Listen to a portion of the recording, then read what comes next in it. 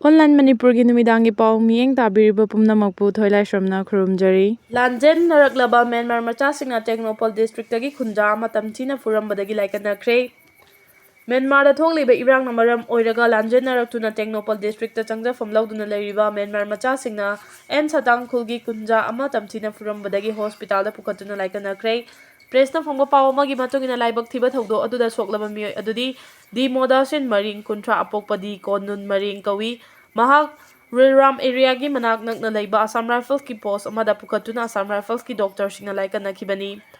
Thaudo aduda ma ki pisumdagi chuba fawbagi sarukta Tamthina sokpadagi mafam nipan lom thokna fotki hairi. Thaudo aduda chenariba Myanmar Machasing adu masagi maramdagi lanjenarakpadagi Technopol District Administration na biometric yauna mathau taba khudingmak lauraba matungda Indo-Myanmar Border Pillar number 82 da leiba en satang maring khulgi miyut sing amasung CSO singa wari sanaraga changjafam piduna lehelakibani.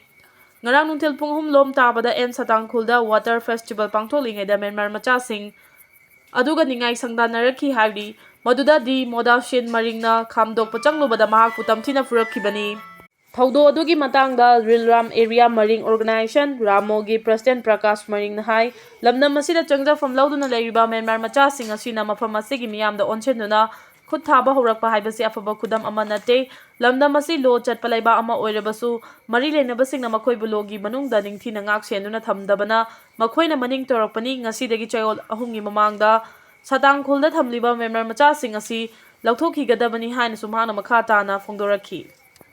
And Biren gi Konjel ni haiba audio clip ki forensic investigation loishinkre madugi report esi da lankhalagani. Manipur tholiba irang asiga mari lenana hanagi chief minister nongthomam Biren gi Konjel ni haiba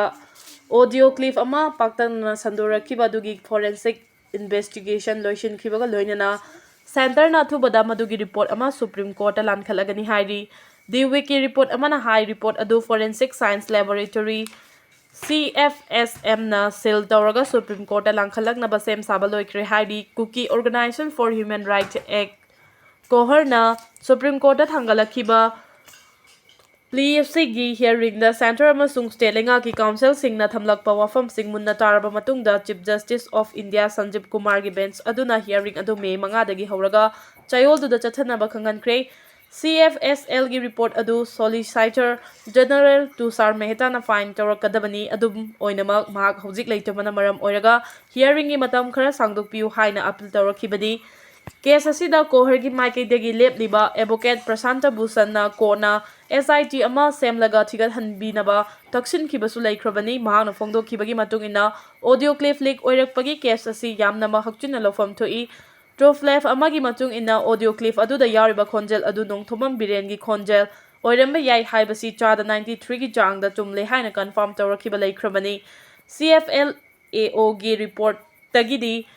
truth left gi report na reliable oiba heli haina sumhangna phongdokhiba laikhrabani. Mag haukip amuhana judicial remand pikre India gi mayakta lalobagi maralda Kuki lalolub amagi luchingmani haiba mag thamang haukip special judge NIA Imphal West na belda thadokhinaba khangankraba matung atopa case amaga mari lenana Imphal police na nauna fakhre loinana police na fakraba mioi asigi mathakta FIR number 20511 2021 IPS panduna ngarang judicial magistrate First class Imphal West puthok matungda judicial custody oina kaisum sangda thajinkre panba yabadi Churchanpur gi High School Bank Molnom dagi mag thangmang haukip hariba mioi asi Government of the People's Democratic Republic of Kukiland PDRK kauba lalolub ama semduna Manipur amasung India gi mayokta lalhoba amasung furup masel gi marakta irang thokpa yaba wafam kaya social media da thagatpagi maralda faduna wild chatharakpani hairi. KYKL amadi KCP lalumba group ki lanmi amamam phagat padanatana Churchanpur dagi khulai kharasu phagat pangamkre security force na changsilak pakhongjangi saruk ama oina KCP lalumba group ki kedar ama Imphal East district ki Haigang police station gi manung chana lai haraubam leirak kontha aholu makha lekai dagi ngarang phade hairi farba mioi asigi maming wahengbam Ramananda Singh yangkai kawi kontha aholu mayai lekai dagi ni mangondagi magazine ga konana 9mm pistol ama 9mm gi life round taruk magazine ga loinana .32 pistol ani .32 gi life round nipan amadi mobile phone ama phangmangam le hairi amarom da ngarang Manipur gi lalolub ama oiriba kanglai yawol kanna luf KYKL gi kedar amasu Imphal West district ki Fayeng village chagi fagal le hairi police की पाव असिना high फारबा मियो असिगी ममिंग Ajoy मैजै 32 कवी Imphal waste district की लमसांग police station की मनुंग चना लैबा फयेंग मखा लेकाई देगिनी हारी फारबा मियो असिदगी BP jacket अमा BP helmet अमा मिलिटरी वेस्ट बेल्ट अमा टेलीस्कोप अमा लोइनना मोबाइल फोन अमा रिकवर तौबा ngamle हारी अमरोमदा सिक्योरिटी फोर्स ना थीबा हुंबगी थबक चथरकपदा ngarang चुरचानपुर डिस्ट्रिक्ट की चुरचानपुर पुलिस स्टेशन की मनुंग चना साइदान विलेज ता सर्च ऑपरेशन चथबदा खुलाई खरा फागतपा ngamle हारी फागलब खुलाई सिंग अदुदी मैगजीन का लोइनना .303 राइफल अमा 9mm पिस्तौल अमा मैगजीन का कोनना मॉडिफाइड कार्बाइन मैगजीन गन अमा लोकल मेड सिंगल बैरल अमा 81mm की सेमदोकलबा मोटार लॉन्ग रेंज अमा लोकल मेड पंपी एनी टियर स्मोक सेल शॉट अमा लोइनना टियर स्मोक सेल लोंग अमा फंगबा ngamle हारी अमरोमदा मणिपुर पुलिस ना चथाखिबा खनबा ड्राइव अमादा हुरान खिबा अमदी नमदुना मिंगोंदगी मुल्लगा पुखिबनी हाइबा गाड़ी तरागा मंगा फागतपा ngamkhre गाड़ी सिंग अदुगी मनुंगदा 4 व्हीलर मापन अमदी 2 व्हीलर तरुंगनी हाइरी गाड़ी हुरान बदा चेनरीबा मियोय सिंगी ममिंग दी पुलिस ना हौजिकी ओइना फोंदोक्ट्री लोइनना केस असिगी इन्वेस्टिगेशन सो हौबदा ngairibani हाइरी मणिपुर पुलिस ना स्पेशल ड्राइव चथाखिबा से हौकिबा मार्च थागी अरोइबा सरुक्ता थौबाल डिस्ट्रिक्ट की लिलोंगदगी हुरालकपा मखोंग मरी पांबा गाड़ी अहुम अमदी मखोंग अनि पांबा गाड़ी अनि फागतखिबगी मखा चथरकपनी हाइनसु पुलिस की पावसिना हाइरी सलाई तरेट की फिराल दा उसित थवैदबा उतखिबा कुकी मिलिटेंट सिंगना मणिपुर की गवर्नर ना करी एक्शन लखुतकदगे हाइबदु मियामना खंगनबा मथौ ताई फोक्स मैतै सिंगी सिविलाइजेशन का सागोनरिबा लाइफम सिंग चंगबदा अथिंग पिरकपा अमदी सलाई तरेट की फिराल दा उसित थवैदबा थवोंग चथरकपा तराइना लौदे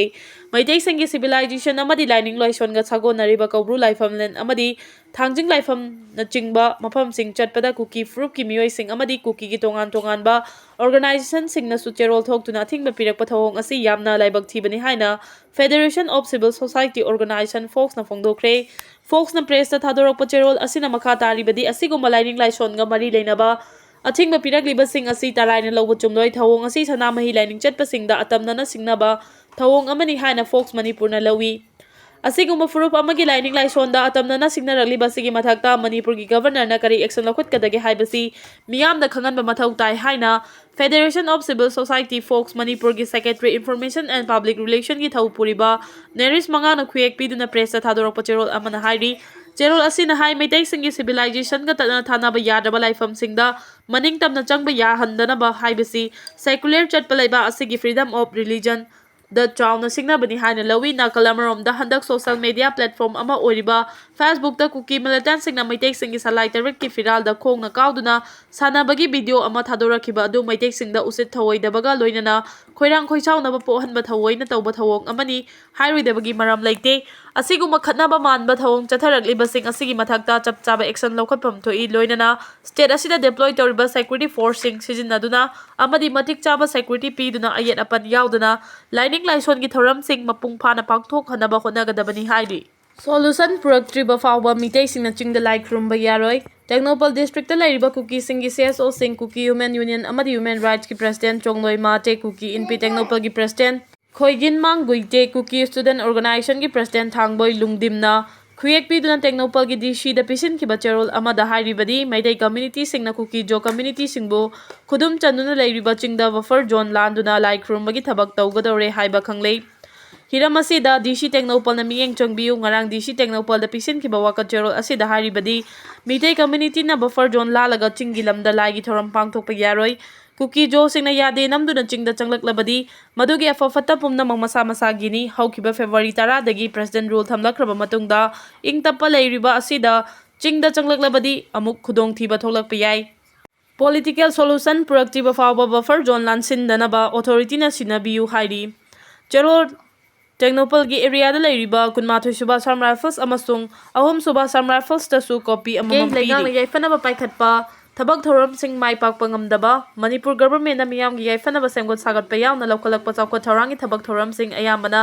माइ पाकपा अमदी मतम चाना लोइसिनबा ngamdabadagi गवर्नमेंट की थौसिल सिंगदा फागी ताबगी फिबमदा लेरकलिबसि लाइबक थीबनी